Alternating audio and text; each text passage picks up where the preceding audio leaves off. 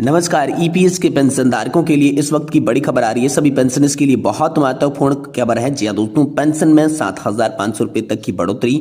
1 अप्रैल से पाए नए लाभ। ईपीएस पेंशन को लेकर लेटेस्ट न्यूज निकल कर आ चुकी है कि 7,500 रुपए की जो पेंशन है उसकी बढ़ोतरी आप सभी को जो लाभ है इसका 1 अप्रैल से देखने को मिलेगा।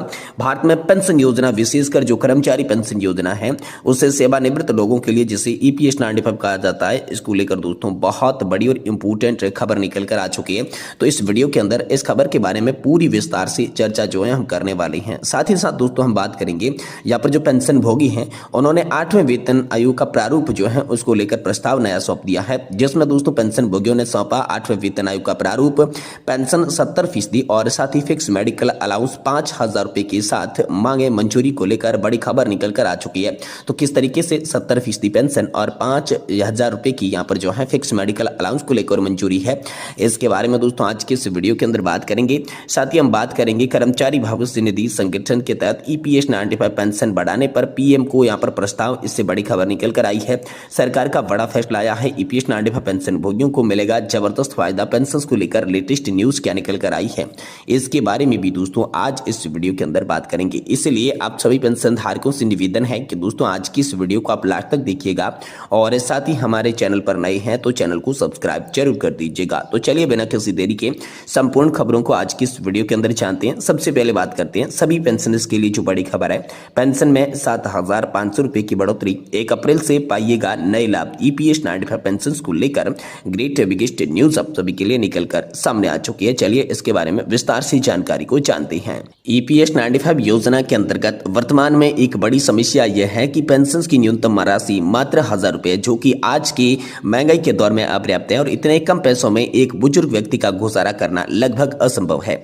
दवाइयां, खाना पीना और रोजमर्रा के खर्चे इससे कहीं ज्यादा होते हैं। एक और ऐसी बड़ी समस्या यह भी है कि इस योजना में महंगाई भत्ते का कोई भी प्रावधान नहीं है, जबकि केंद्र सरकार के कर्मचारियों को पेंशन के साथ महंगाई भत्ता भी मिलता है। महंगाई भत्ते के बिना पेंशनरों की आय स्थिर रहती है, जबकि वस्तुओं और सेवाओं के दाम लगातार बढ़ती जाती हैं। इसके अलावा वर्तमान में पेंशन की गणना के लिए अधिकतम वेतन सीमा 15,000 रुपए है, जो कि 2014 में निर्धारित की गई थी। तब से अब तक वेतन और महंगाई काफी वृद्धि हो चुकी है, लेकिन इस सीमा में कोई भी बदलाव नहीं हुआ है। इसी के कारण अधिक वेतन पाने वाले कर्मचारियों को भी कम पेंशन मिलती है, क्योंकि उनके योगदान की गणना 15,000 रुपए की सीमा के आधार पर ही की जाती है। तो दोस्तों अब खुशखबरी यह है कि सरकार ईपीएस 95 पेंशन योजना में कई महत्वपूर्ण बदलाव करने की योजना बना रही है। सबसे पहले वेतन सीमा को 15,000 रुपए से बढ़ाकर 21,000 रुपए करने का प्रस्ताव है। इस बदलाव से पेंशन की यहाँ पर जो है गणना में एक बड़ा फर्क पड़ेगा। पेंशनधारकों की अधिक राशि मिलेगी। वर्तमान फॉर्मूले के अनुसार पेंशन की गणना की बात करें तो पेंशन योग्य वेतन गुणा सेवा अवधि और डिवाइड 70 से किया जाता है, जिसके आधार पर पेंशन मिलती है। अगर वेतन सीमा 21,000 रुपए हो जाती है तो अधिकतम पेंशन की राशि 7,500 रुपए से बढ़कर 10,050 रुपए तक ये पहुंच सकती है और ये प्रति पेंशनधारकों के लिए काफी राहत देने वाली होगी। दूसरा महत्वपूर्ण जो प्रस्ताव है वो न्यूनतम पेंशन को 1,000 रुपए से बढ़ाकर 7,500 रुपए करने का है। ये मांग पेंशनधारकों की संगठनों द्वारा लंबे समय से उठाई जा रही है। अगर ये स्वीकार कर ली जाती है तो करोड़ों पेंशनधारकों के जीवन में बड़ा प्रभाव लाएगी। और तीसरा महत्वपूर्ण प्रस्ताव महंगाई भत्ते का प्रावधान करना, जो पेंशनधारकों की क्रय शक्ति को बनाए रखने में मदद करेगा और उन्हें महंगाई के प्रभाव से बचाएगा। तो न्यूनतम पेंशन में वृद्धि की आखिर क्यों जरूरत पड़ी? तो न्यूनतम पेंशन को 1,000 रुपए से बढ़ाकर 7,500 रुपए करने की मांग सिर्फ एक आंकड़े का बदलाव नहीं है, बल्कि ये लाखों बुजुर्ग पेंशन भोगियों की जीवन की गुणवत्ता से जुड़ा हुआ मुद्दा है। आज महंगाई में 1,000 रुपए की पेंशन से व्यक्ति का गुजारा करना इसमें नामुमकिन है। इसमें न तो खाने पीने का खर्चा पूरा हो सकता है और न ही दवाइयों का। बुजुर्ग लोग अक्सर कई बीमारियों से ग्रसित होते हैं, तो उनका इलाज करवाना महंगा हो जाता है। एक अनुमान के अनुसार एक बुजुर्ग व्यक्ति को महीने में कम से कम 7 से 8,000 रुपए की जरूरत होती है, जिससे खाना, दवाइयां और रोजमर्रा के अलावा खर्चे शामिल है। इसके लिए न्यूनतम पेंशन को 7,500 रुपए करना एक उचित और न्याय संगत कदम होगा। इसके अलावा यह भी ध्यान में रखना जरूरी है कि कई पेंशनधारक अपने परिवार के अन्य सदस्यों पर भी निर्भर होते हैं, उन्हें भी आर्थिक सहायता प्रदान करते हैं। इसलिए पेंशन में वृद्धि न केवल पेंशनधारकों को बल्कि उनके परिवार के अन्य सदस्यों को भी लाभ पहुंचाएगी, गरीबी से लड़ने में जो है उनकी मदद करेगी। अब दोस्तों महंगाई भत्ते के प्रावधान की बात करें तो महंगाई हर साल बढ़ती जाती है और इसका सीधा असर जो है फिक्स्ड इनकम पर निर्भर लोगों पर पड़ता है। जैसे कि पेंशनधारक होगी जिसकी फिक्स पेंशन है, जब मूल पेंशन की राशि वर्षों तक बदलती नहीं है, लेकिन वस्तुओं और सेवाओं के दाम लगातार बढ़ती जाती है तो पेंशनधारकों की क्रय शक्ति लगातार कम हो जाती है। इसलिए महंगाई भत्ते का प्रावधान अत्यंत आवश्यक है। महंगाई भत्ता यानी डी एक ऐसा भत्ता है जो मूल वेतन या पेंशनर के अतिरिक्त दिया जाता है और ये महंगाई भत्ता दर के आधार पर समय समय पर संशोधित भी किया जाता है। साथ ही स्वास्थ्य सेवाओं की सुधार की बात करें तो पेंशन वृद्धि के अलावा पेंशनधारकों के लिए एक और महत्वपूर्ण मांग है बेहतर स्वास्थ्य सेवाएं, मुफ्त चिकित्सा सुविधा। यानी कि बुढ़ापा स्वास्थ्य समस्याएं बढ़ जाती है बुढ़ापे के अंदर और इलाज का खर्चा भी बढ़ जाता है।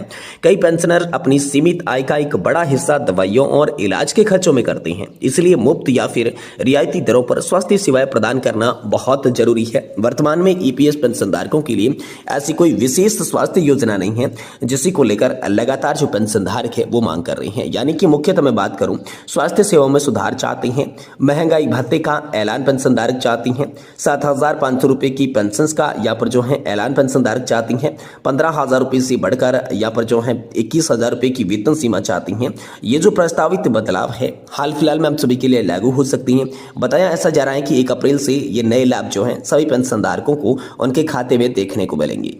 वहीं दोस्तों पेंशन भोगियों ने सौंपा 8वें वेतन आयोग का प्रारूप। पेंशन में 70% और फिक्स मेडिकल अलाउंस 5,000 रुपए के साथ मंजूर। जी हाँ दोस्तों, आप सभी के लिए यहाँ पर पेंशन भोगियों ने 8वें वेतन आयोग के प्रारूप को लेकर बड़ी खबर आई है। भारत में पेंशन प्रणाली और अधिक सशक्त, सम्मानपूर्ण और न्याय संगत बनाने की जरूरत है।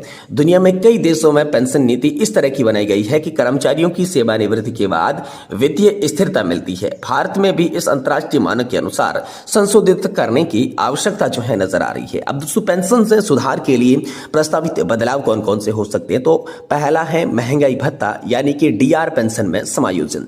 जब महंगाई भत्ता 25% से अधिक हो जाए तो इसे पेंशन में शामिल कर लिया जाना चाहिए। 5वें वेतन आयोग ने भी इसकी जो है सिफारिश की थी, जिसमें पैरा 138.17 के तहत ये दोस्तों आप सभी के लिए सिफारिश की गई थी। तो महंगाई भत्ते का समायोजन का ये प्रस्ताव जो है वो पेंशन धारकों के लिए लागू होना चाहिए। दूसरा जो प्रस्ताव है पारिवारिक पेंशन की अंदर वृद्धि, यानी कि वर्तमान 30% की दर से बढ़ाकर पारिवारिक पेंशन को 45% किया जाना चाहिए। साथ ही सेवाओं के दौरान या सेवानिवृत्ति के बाद मृत्यु की स्थिति में भी समान रूप से यह लागू होना चाहिए। साथ ही जीवित जीवन साथी को अचानक पेंशन कटौती से बचाने के लिए भी इसमें सुधार किया जाना चाहिए, यानी कि पारिवारिक पेंशन के सुधार की बात सामने आई है। अब तीसरी बात है पुराने और नए पेंशन भोगियों में समानता। तो दोस्तों पूर्व 2016 और नवीन सेवानिवृत्त कर्मचारियों की पेंशन बराबर की जानी चाहिए। जैसा सुप्रीम कोर्ट और हाई कोर्ट के जजों और सेना के कर्मचारियों के लिए 1 रैंक 1 पेंशन यानी कि ओआरओपी योजना लागू की गई है, उसी तरीके से सरकारी कर्मचारियों के लिए भी समान पेंशन यहाँ पर दी जानी चाहिए। अगली मांग है चिकित्सा भत्ता में वृद्धि यानी कि फिक्स मेडिकल अलाउंस में वृद्धि। वर्तमान में 1,000 रुपए प्रति माह की जगह इसे 5,000 रुपए प्रति माह किया जाना चाहिए। ये मांग जो है पेंशनधारक कर रहे हैं। यानी कि मुख्यतः मैं बात करूं तो यहाँ पर पेंशन भोगियों ने 8वें वेतन आयोग को लेकर प्रस्ताव जो है वो सरकार के पास प्रारूप भेज दिया है कि किस तरीके से 8वां वेतन आयोग काम करेगा, किस तरीके से कर्मचारियों को फायदा देंगे। इसमें 70% आप सभी के लिए पेंशन जो है वो बढ़ाई जाए और साथ ही 5,000 रुपए तक का फिक्स मेडिकल अलाउंस जो है मिलना चाहिए। इसमें जो पेंशन सुधार के लिए प्रस्तावित बदलावों की मैं बात करूं तो महंगाई भत्ता जो होता है, डीआर जो होता है, वो पेंशन में समायोजित करने को लेकर बात कही गई है। परिवार की जो पेंशन मिलती है पारिवारिक पेंशन, उसके अंदर वृद्धि की बात की गई है। अब जो नए पेंशनधारक है और जो पुराने पेंशनधारक है उन लोगों के बीच जो असमानता है उसे खत्म करके समानता लागू कर देनी चाहिए। जिस प्रकार 1 रैंक 1 पेंशन में मिलती है, ये दोस्तों 8वें वेतन आयोग के प्रारूप में है। और फिक्स मेडिकल अलाउंस यानी कि चिकित्सा सुविधा जो है वो पेंशनधारक के लिए होनी चाहिए। ये जो प्रारूप है 8वें वेतन आयोग को लेकर हाल फिलहाल में पेंशनधारकों और कर्मचारी संगठनों के द्वारा सरकार के सामने पेश किया गया है। अब दोस्तों देखना होगा कि सरकार इनमें से कौन सी मांगे मंजूर करती है। क्या पेंशनधारकों के लिए बड़ी खबर होती है, जैसे इसको लेकर इंपोर्टेंट न्यूज आएगी हम आपको तुरंत इस वीडियो के माध्यम से बताएंगे। इसलिए आपसे निवेदन है कि आप चैनल को सब्सक्राइब कर दें और हमारे वीडियो को आप लाइक जरूर कर दें।